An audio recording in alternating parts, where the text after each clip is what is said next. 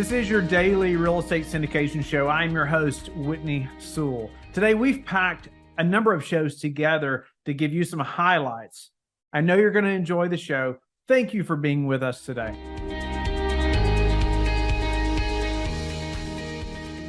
Well, today I have a little different focus for you. I've been reading a book recently that I wanted to share a little bit with you and a couple details about some things we've been doing inside of LifeBridge Capital around some thoughts from this book, actually, that we've already been implementing. But then I've recently been reading this book and they're very connected or related. But all right, it's called Your Most Important Number, and it's by an author called Lee Benson. I haven't heard of him really before, but a number of things that he has laid out in this book, it seems so similar to a number of other types of strategies like traction or EOS, EES, a couple of different things that different business owners, entrepreneurs have created, different operating systems, right, for businesses, but ultimately to ensure, right, which direction you're going, right, as an organization overall. Do you know? It would be a good question for you. Do you know which direction you're going? How are you measuring that, right? And then does everybody from the top down ultimately know which direction the organization is going and what role they play in that, right? And can it be measured from the top to the bottom as well, right? Can we measure from the top? Are we making progress? Or are we not? But all the way down to the last person, can the tasks, the things that they're assigned, what the things they're performing at, can it be measured, right? And what are those things? And I found it personally to be quite difficult to lay those things out at times. And it's something that's so important though, right? That people know what they're responsible for.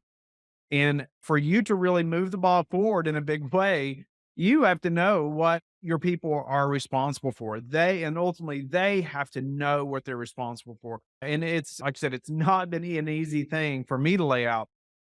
And I'm going to talk about that a little bit, how we've tried to do that and how we're continually improving that or attempting to, or as we learn, right? All entrepreneurs and as I learn from these books and different things, I'm trying to share those things with you, the listener, but also implement them right within LifeBridge.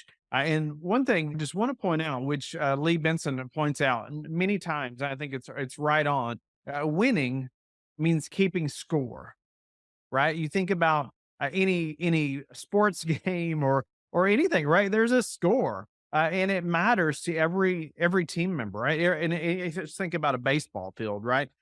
Every team member knows the position that they're playing, and they've practiced enough that they know, I would say every combination of options that could be played out. But however, they do know the majority of the options. They practiced enough. They played most of them. So the ball is hitting a certain part of the field, no matter what position you're playing or where, say, the runners are, what bases they're on.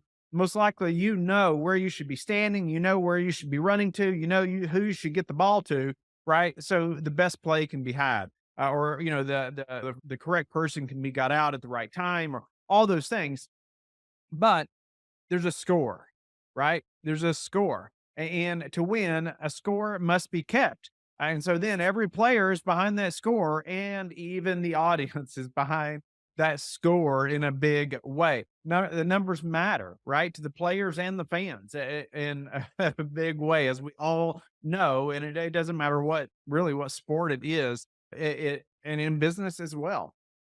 So about these numbers, Lee talks about in this book. Remember, it's called Your Most Important Number. I encourage you to go through it or read it, at least audibly listen to it, right? You can take some of these nuggets that he lays out, because I will not have time today to go in as much detail as he does about a number of these things. I may go into a few things today, and then I may do another following episode that will elaborate on a few more things that he goes into in the book. But he talks about when businesses don't publish their numbers, employees feel a lack of engagement. And you've heard me recently, if you've been listening very long, you've heard me recently talk about a platform called EES. It's similar to EOS from Traction that we've been implementing internally. And ultimately, there's one portion of that called RREKs. It stands for roles, responsibilities, expectations, and key numbers. And ultimately, you lay one of those out for every employee. Okay. Every employee from the top down should have an RREK. And it does just that, right? It lays out the roles, responsibilities. All right. That person is responsible for the expectations and the key numbers that are affected in the organization by them performing these roles, responsibilities, right? And so it's helpful though as a leader of the organization to have to do this for every employee. It's not easy. You think, oh yeah, I know, yeah, I know what that is or whatever. But I encourage you to think through it. It is it's difficult at times, and sometimes what happens in a small organization, and in ours as well, no doubt about it. Like everybody has to be a Swiss Army knife to some degree. And so we may say that somebody is, let's say they're an investor relations specialist. Well, I may need them to do a few other things that are outside of that wheelhouse, right? Just because we're a small, tight knit group. And maybe this person has other skill sets, right, that we can utilize as an organization.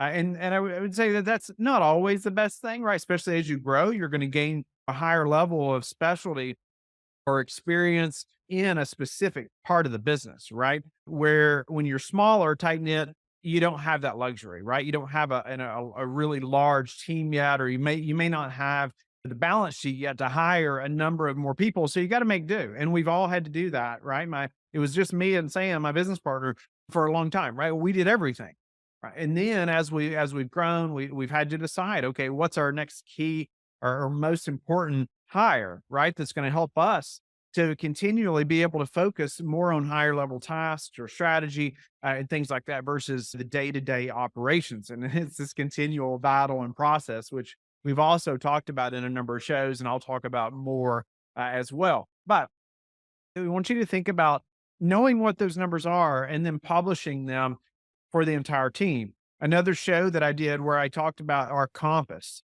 and it's called a compass because it lays out so many things for your business and the direction, right? It's giving direction in so many areas of the business is on this compass, from your core values, your mission statement, to your kind of first year goals or 1 year goals to 3 year aim, all these things, your BHAG, your all these things that you need to think through as a leader of the organization. But even bigger than that, you need to be able to present that to your entire team. We've not done a great job at that internally at LifeBridge. We're trying to do better as we can. It's a target that continually moves as well. Just know that, expect that from the very beginning. It's going to continue to move. Things happen. And as entrepreneurs, as business leaders, we have to be able to pivot, right? And make a decision. Hey, we made a decision back here. We realize now maybe that wasn't the best decision. And we're having to say, okay, well, we're not going to cry over spilt milk here, but we're going to learn from it and we're going to do better moving forward. So, but now we have more information than we had then, and we can make a better decision. So we're pivoting. We've had to do that on a number of different occasions about different things. And then because we had more information, right, at one point than we did when we made the decision before. And that could be a whole nother podcast. Maybe we'll do that. We'd love to hear from you if you would love to hear more about things like that. But you got to publish these numbers. And because you want the entire team to see and to know from the top, from you, from the leader, where the organization is going. So if you don't, they just don't feel engaged, right? They don't know how they contribute to that number. I don't know this whole story, but I know a part of the story. There was like a janitor at NASA who was cleaning bathrooms, right? And somebody asked him, how are you doing? Or how do you track what you're doing? Or why? Yeah, that's what it was. Why are you cleaning toilets? And he said, it was something like that is my contribution to getting a man on the moon. Like that was his response. He knew that by doing this task, it connected to the overall mission that they had of getting a man on the moon, right? And that's what and it's just a prime example of how everybody from the top to the bottom, they need to know how their tasks are directly connected to the overall mission. And so these numbers that we're talking about too, they provide feedback, right? And it's direct feedback. And that's what I like about a number like this too, is that it provides direct feedback to that employee, to that individual, but also to the top, right? And it's hopefully, and it's hard to do this with some positions. It's been really difficult for me to figure this out for some specific positions, but hopefully it's not subjective, right? I don't want it to be based on my opinion every time on how this person is doing, right? Or scoring them in some way. Maybe we do that to some degree in some positions or around certain things. But ultimately, I would love to have these numbers in a way that they can see how they're doing, right? And not only can they see it, other team members can see it as well. So there's a ton of accountability there, right? And those numbers then tell a story. All right. They tell a story. And when you go to do your alignment meetings, your quarterly reviews, which I've also laid out in a number of shows, those numbers are going to tell, right, what this employee's up to. And you're gonna be able to elaborate on conversation that you need to have, good or bad, right? So, but every business has numbers, everyone. And even if they're a nonprofit, right, they have numbers. But most businesses don't know what those numbers are. And I would say we are at LifeBridge, we've known some numbers, and then I would say we've not always done a great job at continuing to look back at those. Hey, what did we say? Or updating, right? That compass, and then letting the team know, hey, because of this new information or because whatever, that we need to pivot, right? We need to change to do this other thing or to focus on this other thing, or because of this information, these other numbers are changing, which may change their numbers, right? So, but few businesses really know these numbers, and he says in the book, the good ones do, right? This isn't what makes them good, but make no mistake, it's what keeps them good. I love that quote from Lee. It's not what makes them good, but it is what keeps them good, and that's by knowing those numbers. I know I'll give you his website too. It's called yourmostimportantnumber.com. I would encourage you to go check it out. He has some software that he sells that helps you track these numbers, but obviously they have implementers. I think similar to like EOS, where they help you to implement his system, right? And again, one quick note there: EOS, EES, even Lee Benson's system here, they probably all are going to help you in a major way, right? The biggest thing, it's kind of like picking your CRM or whatever. Most important thing is that whichever one you pick, you're using it, right? And so many of these have so many of the same focuses, right? Like I laid out earlier in the show.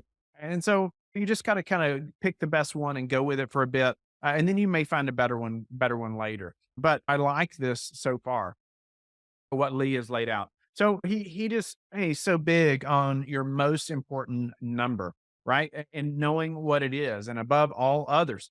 And so he says the number measures whether or not you're increasing the value of your organization over time, right? Then the number serves as the North Star of metrics and the foundation for your team to be aligned to what's most important. It helps you to make critical decisions to improve what he calls your MIN, which is your most important number, and hold the team members accountable for the work required to arrive at your intended destination. The MIN drives more value creating behaviors than any other single measure. Yeah, couldn't agree more, right? But it kind of goes back to what we were saying a minute ago. It's unfortunate. Most business owners, most businesses don't know what their most important numbers are. But if you can imagine, he lays out a chart in here. I'll try to describe it to you for our listeners. It's like if you can imagine at the top, your most important number, and then going out from that in a number of directions, say toward each employee, them also having a min or most important number that's affecting, right? Connecting straight up to the major or the top most important number, right? So it's a chain reaction, no doubt about it.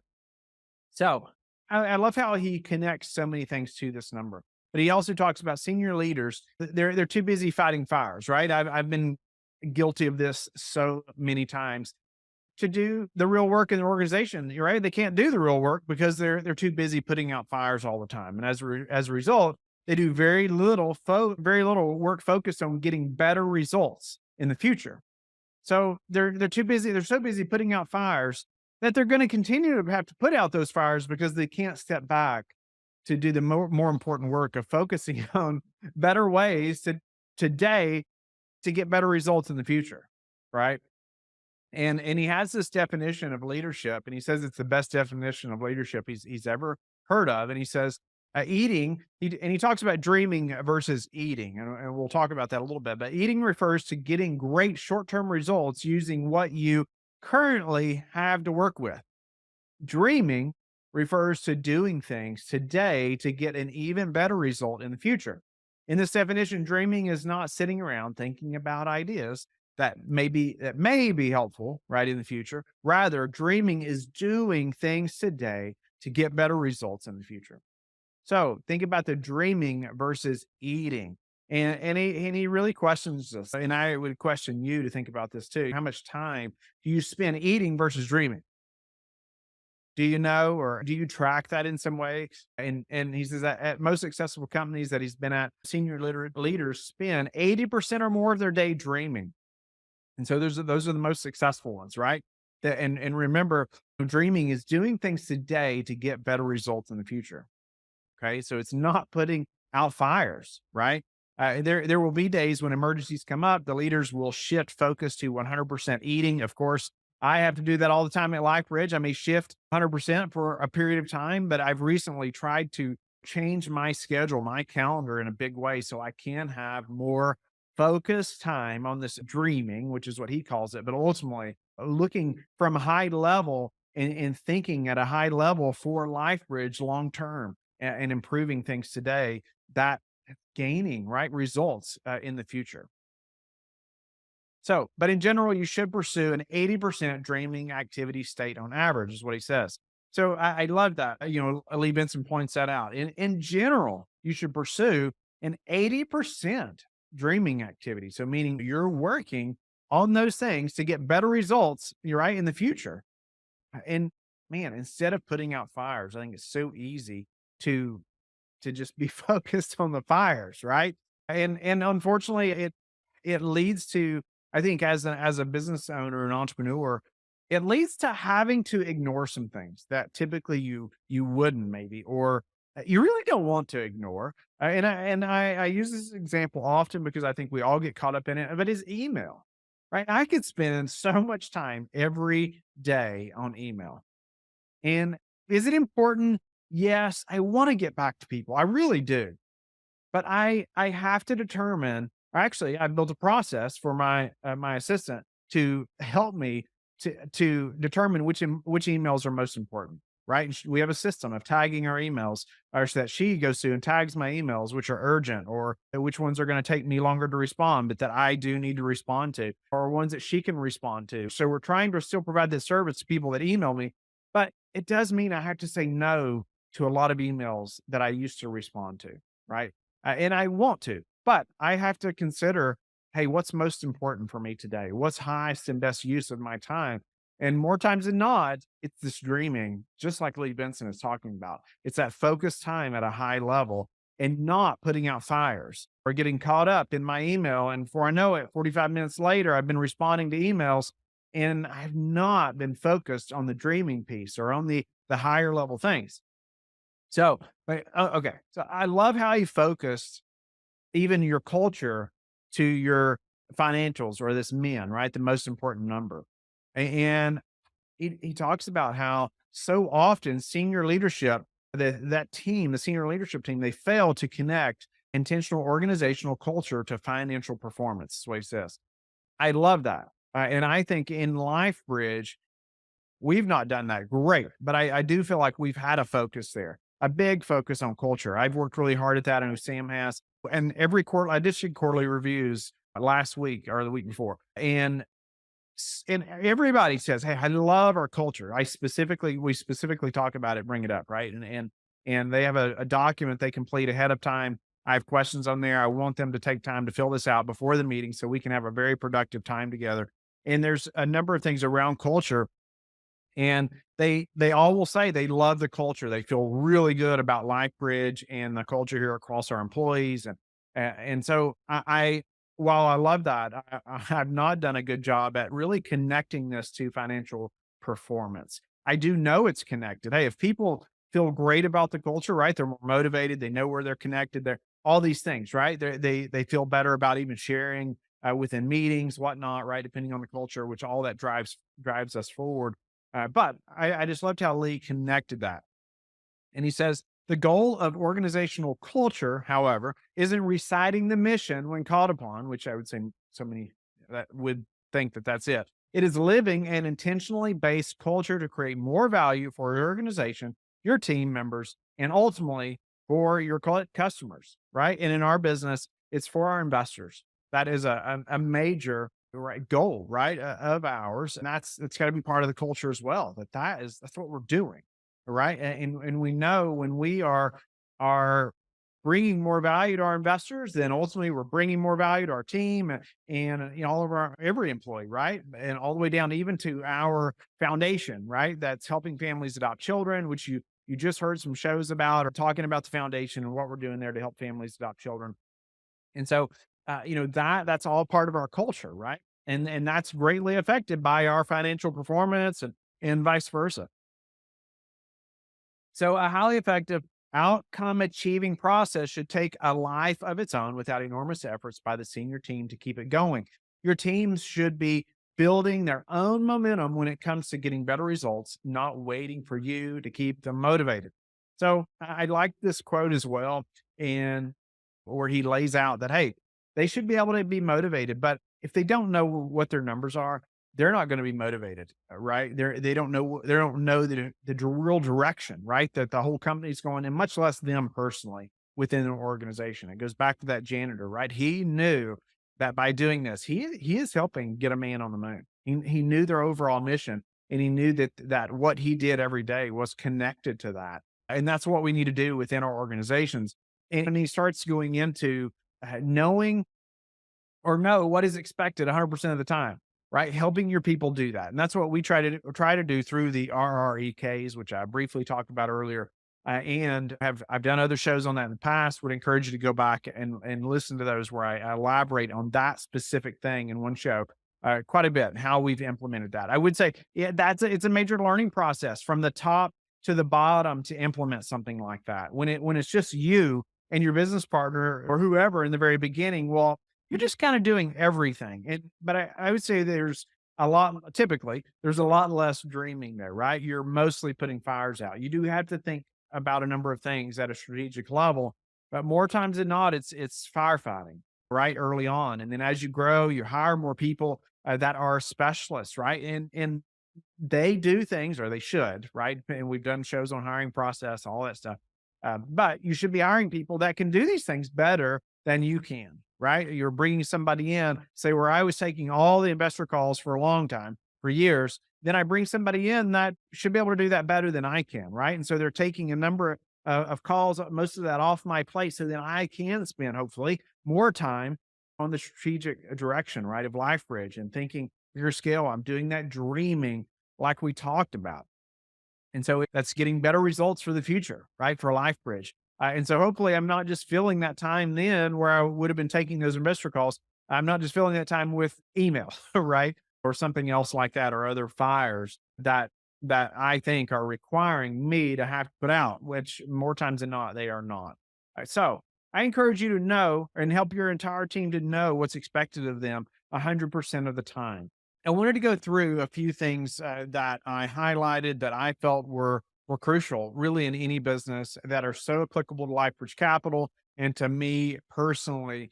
And so I knew that these things would be helpful for you as well. So we left off yesterday where we talked about know what is expected 100% of the time, and we talked about that from the top of the organization all the way down to the bottom. Everybody needs to know what's expected 100% of the time, and knowing your what he calls your min or your MIN, your most important number.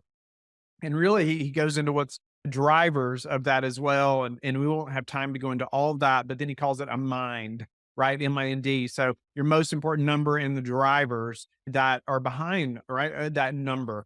And so I encourage you to, again, to listen to the book at least or read it. I think you will be better off and your organization will be as well. So let's move forward.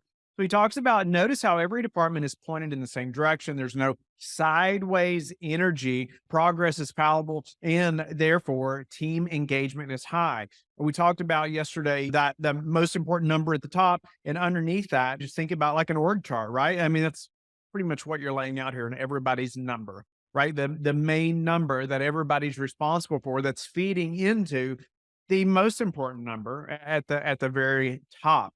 And they're all pointed right in the same direction. They're all going in the same direction. And every team should have a most important number.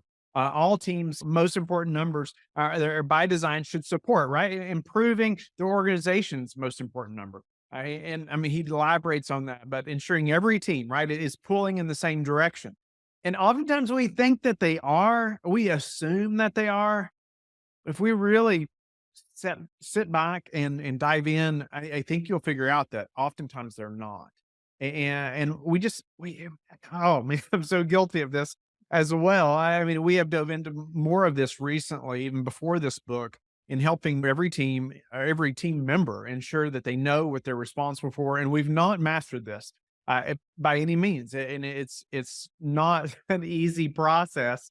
That's for sure, especially for smaller teams. We talked about that a lot yesterday about how everybody has to be a little bit of a Swiss Army knife and do different things. So it's hard to always put a exact number on what they're doing. However, all the tasks that they're doing should be pushing towards one main number. And again, I encourage you to listen to yesterday's show, but you're continually addressing the organizational bottlenecks he talks about. There's always yeah, there's always one function holding the organization back more than the others.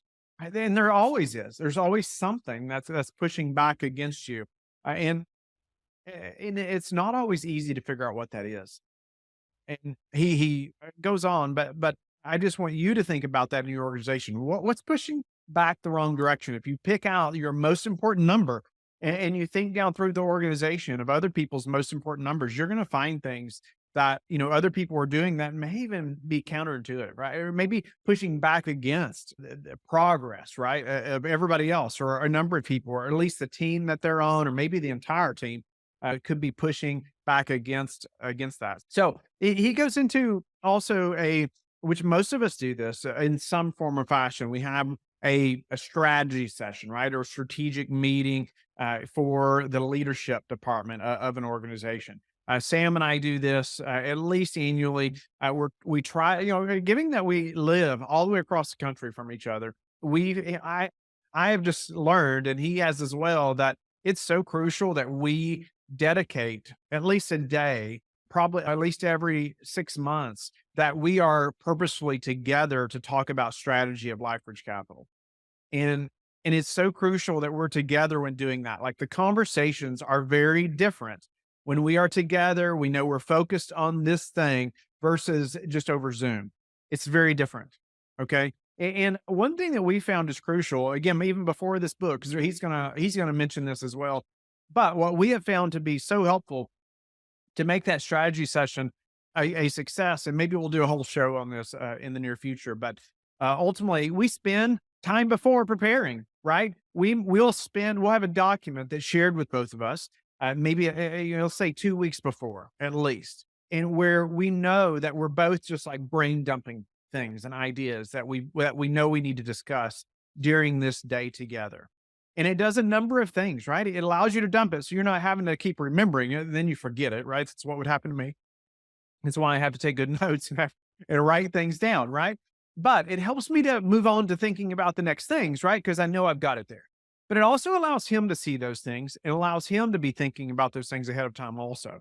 And me to think about the things that he has written down, right? And so the night before, we go back to that list. Let's say we fly in somewhere, we meet for dinner that night, we pull that list up, and then we prioritize things. And we put them in order so we know which are the most important things for us to discuss. And guess what? The next morning, we can start writing on that list, right? We know the priority of things. We've already set that out. We've also had another night to just think and pray about those things and really just sit on them a few hours, right? Before we come back in for discussion. So I have found that has helped us to have such a productive day, just strategy day together, as we look at the future of LifeBridge Capital. Because if you go into that blind, you're going to waste a ton of time just thinking of those things, and you're going to spend more than half of your day together, your time just trying to think of those things, and it's so unproductive to do that. And think about the money it takes and the costs to go do that and get together. And so we want to maximize that, right? And by not doing that, we're wasting a lot of time, a lot of money, right, to make that happen. However, when done well and prepared for, it is worth so much more than the cost it takes to go make that happen in the time. It is such a worthy time investment of your leadership team. So He says, connect your strategy and execution. And many senior leadership teams perform some version of an annual strategy setting process, but they're less successful in connecting the dots to fully executing it. This is because it's intellectually stimulating to talk about strategy, no doubt about it. We all just love thinking and dreaming, right? And all these things. But then he says, it takes more effort to clarify how to execute it as part of the process. Very few organizations regularly or effectively refer to their strategy work after the session is completed. He says this is a common problem in over 95% of the organizations they have worked with. I could not agree with that more. It is it's so easy, right? And it's stimulating, it's exciting, right? To go think about growth and scaling and have all these ideas and write these things down. And then all of a sudden you just come right back to putting fires out and you kind of forget about it, right? And the most recent time that Sam and I did this, I felt it was so productive. It was unifying for he and I. We had some great conversation about the future of LifeBridge and some big decisions made. Really, and talk about lessons learned, right, from the previous year. But it's so true. We haven't visited that enough afterwards, right? All those notes and action items that we created. I know off the top of my head that we've done a number of those things. However, he and I should be going back more often and talking about just that. And I plan for us to do that. By the way, I'm going to bring that up to him today. And I hope that you will as well. If you have done this with your leadership team or business partner or spouse, right? Maybe you're the CEO and the only person in the leadership, and you need to talk to your spouse about these things, that you all go do this also. So he says, I believe strategy needs to be based on what the company can do, not solely on what the senior leadership team would like to see happen. Oh my goodness. Talk about a big statement, right? It's so true. He says there often tends to be a disconnect from what their organization currently has the capability to do. So, often a disconnect, he says, from what the organization currently has the capability to do. So we go and we dream, we think about all these big things, and we go and say, let's go make this happen. But we don't really have maybe the capability yet to do that. And it's so common with smaller organizations. I'm guilty of that personally. A couple recent decisions, I would say, even over the last year, 6 months, that I personally made, just wanting to scale, right, wanting to grow, but we did not have the capability within LifeBridge yet to do those things. And I think it's some major lessons learned. Thankfully, they weren't harmful to the organization, but that is so true right there. There was a disconnect between what I thought we could do but really our capability yet, right?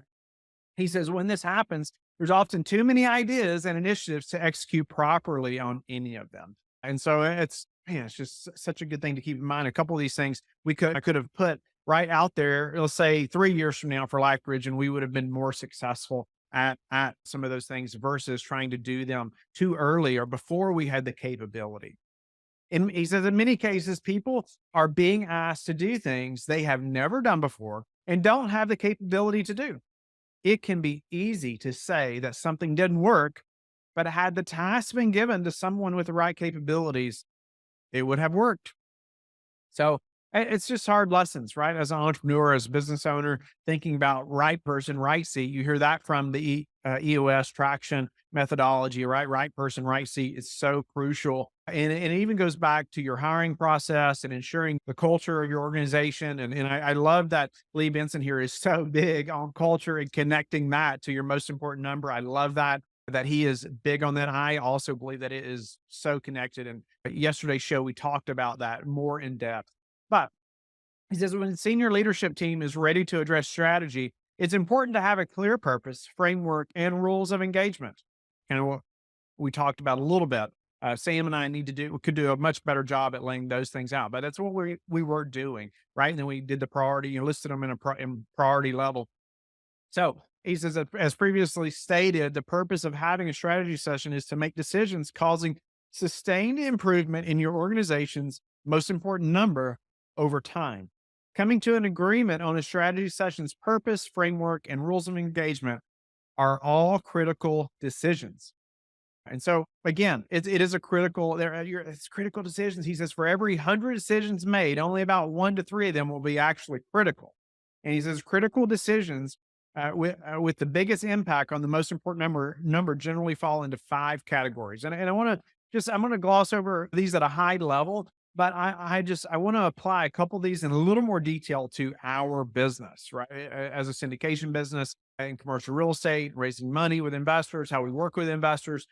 I was even talking to a friend yesterday about what their most important number in their syndication business, and and not everybody knows. Most people, I would say, do not know what that most important number, even at the top of the organization, much less down to the bottom, right? And so critical decisions with the biggest impact on the most important number generally fall into five categories. One is value. Another is elements. And again, I'm going to go into a little bit of these in a little more detail, but context, pricing, and alliances.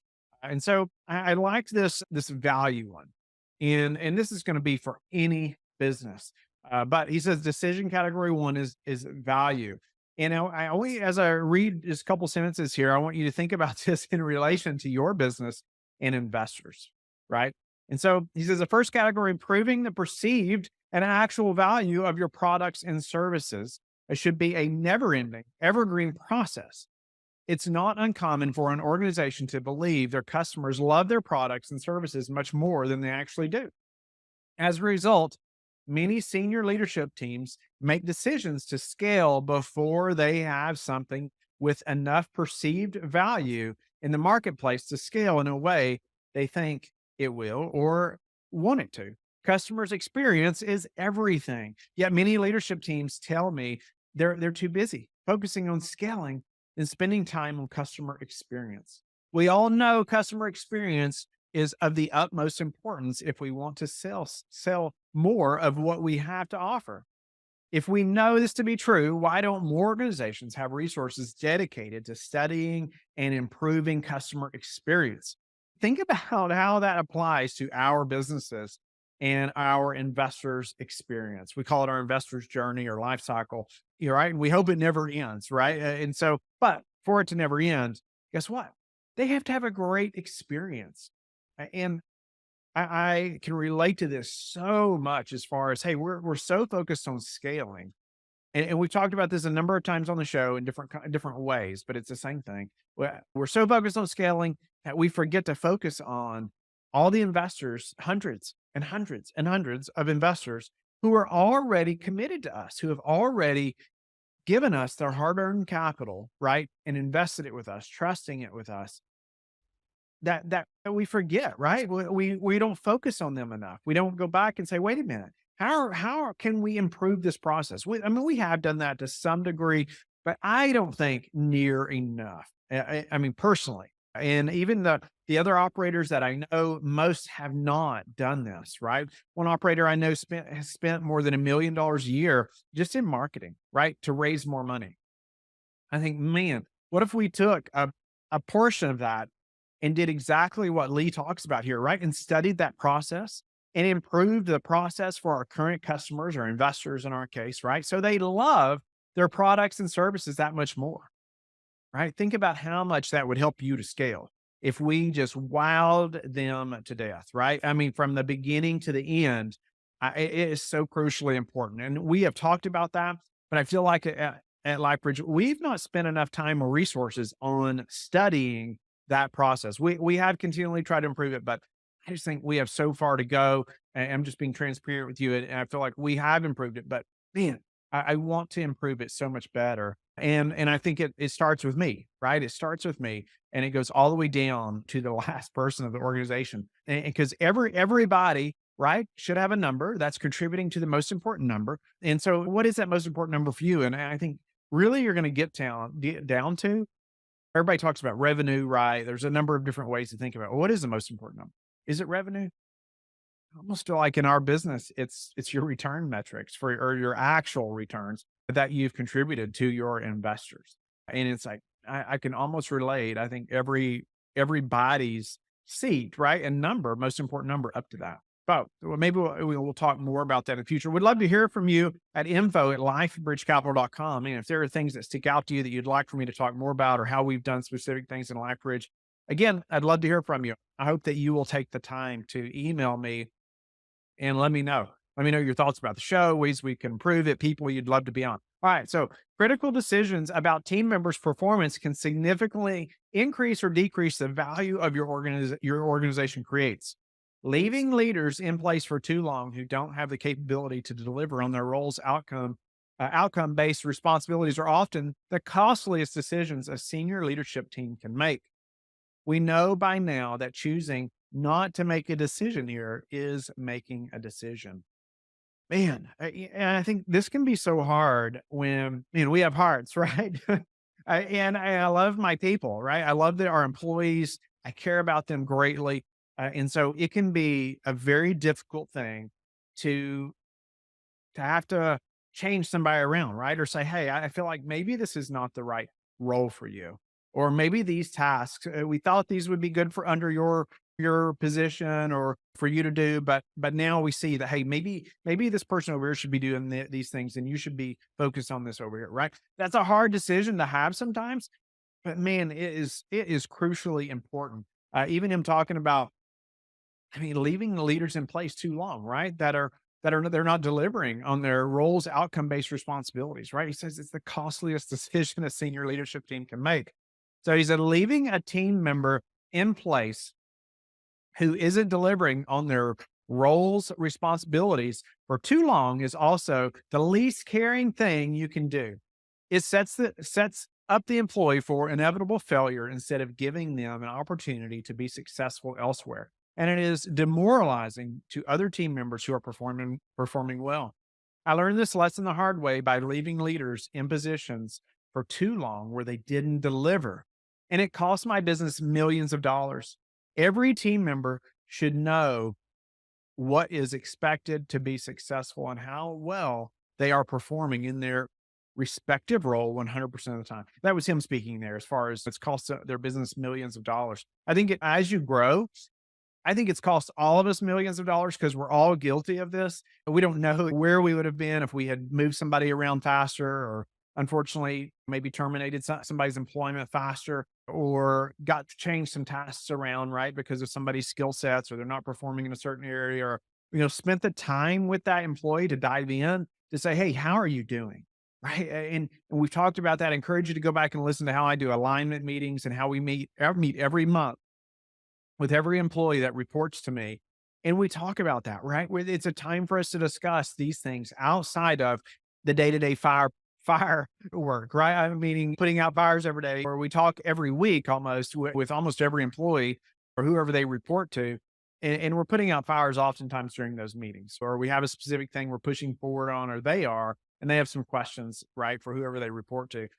But we do have a time every month where I'm getting to ask them, hey, how are you doing? Right.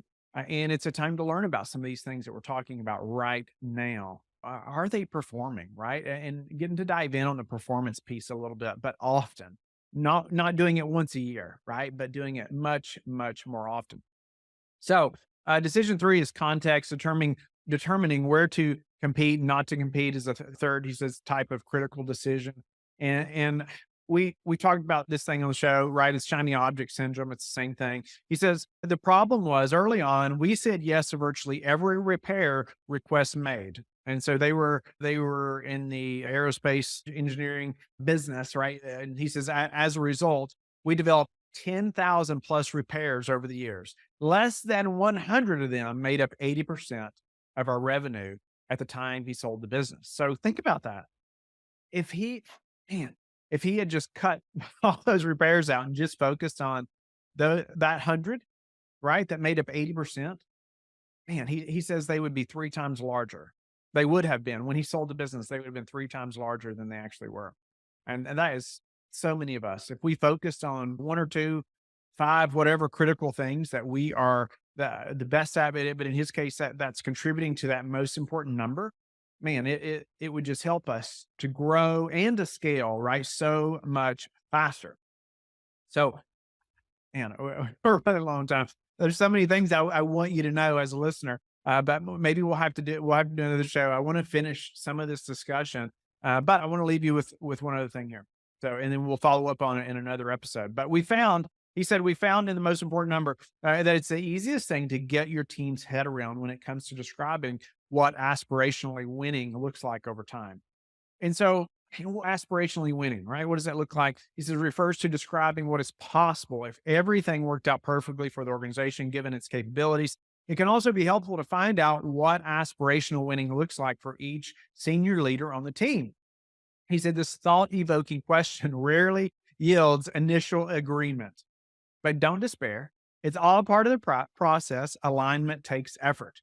I can completely relate to that. I think Sam and I often, when we're having these meetings, there's things like when we're first bringing something up, the other one might say, "Oh, I don't think so," or "What about this?" Right, and then the other person may say, "Oh, I don't really think that's accurate," or maybe this, right? But guess what? By the time we flesh that out a little bit, maybe a few hours later, we come back to it, and then we're in agreement about some specific things about it, right? Or maybe the next day we've slept on it, had time to think about it, pray about it, and then we're in alignment, right? But it's bringing that up. It's having that process so you can win, right? Thank you for being with us again today. I hope that you have learned a lot from the show. Don't forget to like and subscribe. I hope you're telling your friends about the Real Estate Syndication Show and how they can also build wealth in real estate. You can also go to lifebridgecapital.com and start investing today.